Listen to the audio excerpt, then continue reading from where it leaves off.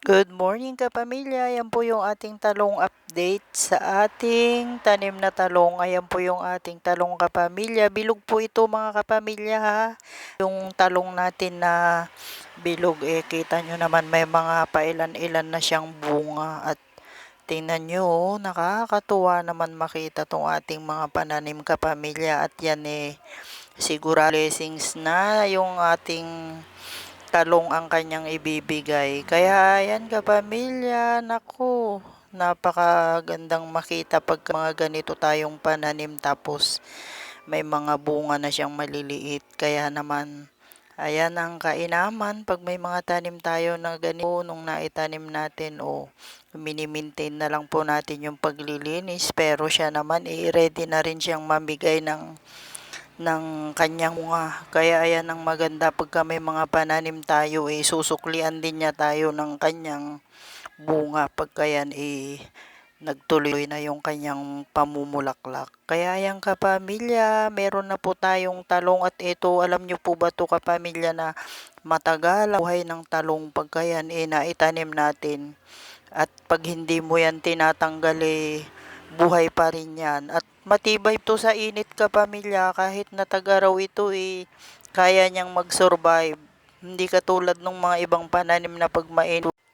Hello po, good morning kapamilya. Update po dito sa ating kamatis. Ayan kung nakikita nyo yung ating mga kamatis may mga bulaklak na po sila. At ayan nakatuwa naman makita na meron na tayong namumulaklak na kamatis at syempre may mga maliliit na rin bunga itong ating kamatis at ayan siguradong mamumunga na yung ating mga pananim na kamatis. Pero itong kamatis natin kapamilya konti lang tong naitanim natin.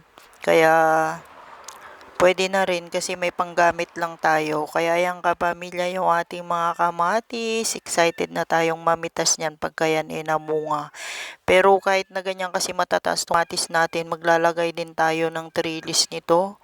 Kasi hindi pwedeng walang trellis to at lalo na pagka namunga yan medyo mabigat kaya hindi pwedeng walang trellis tong ating kamatis para mas maganda lagyan natin. At yan naman kasi pag nagulan madali lang silang tumumba kaya kailangan may trellis din sila na medyo mataas-taas para hindi sila ganun mahirapan. Ayan yung bunga ng ating kamatis kapamilya. Ay, nako, nakakatuwang makita may mga bunga na tong ating pananim at yan ay malapit na tayong mamitas pagka may mga bunga na ito. Kaya ayan kamilya, napakabilis lang talagang antayin pagka yung mga itinanim natin nalagaan natin.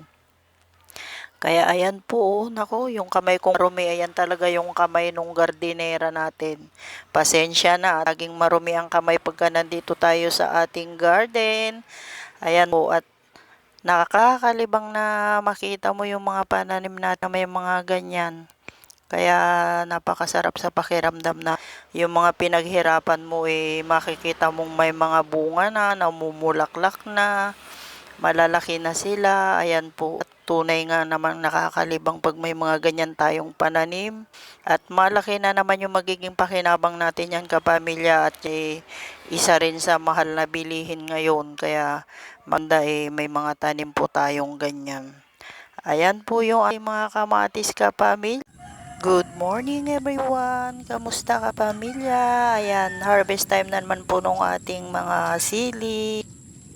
Ayan po kapamilya, kung nakikita nyo po marami pa rin bunga tong ating mga sili at nakakatuwang mamitas talaga pagka may mga ganito tayong pananim. At tingnan nyo naman napakarami pa rin niyang ibinibigay na pamilya.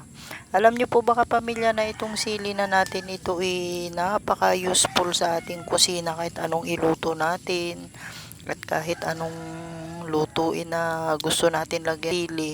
Ayan, lagi nating nagagamit kasi nga ito pangunahing gamit sa pagluluto natin. Kaya ayan, pati yung mga kulay pula pinipitas na natin at yan nagagamit din natin pagka may mga ganyan tayong sili at yan nilalagay natin dun sa ating ginagawang suka. Nagagamit natin yan sa ating extra income. Kaya ayan kapamilya yung ating mga sili. Maganda po talaga magtanim ng mga ganito at yan napakalaking pakinabang. Buka panggamit na natin na ibibenta pa natin yung iba. Kaya ayan ang kagandahan pagka may mga ganito tayo. Yung ka na, may panggamit ka na, syempre kumikita ka pa, di po ba? Kaya maganda po talaga may mga tanim po tayo mga ganito at yan naman hindi naman mahirap alagaan, napakadaling alagaan. Ayan po kapamilya, bye!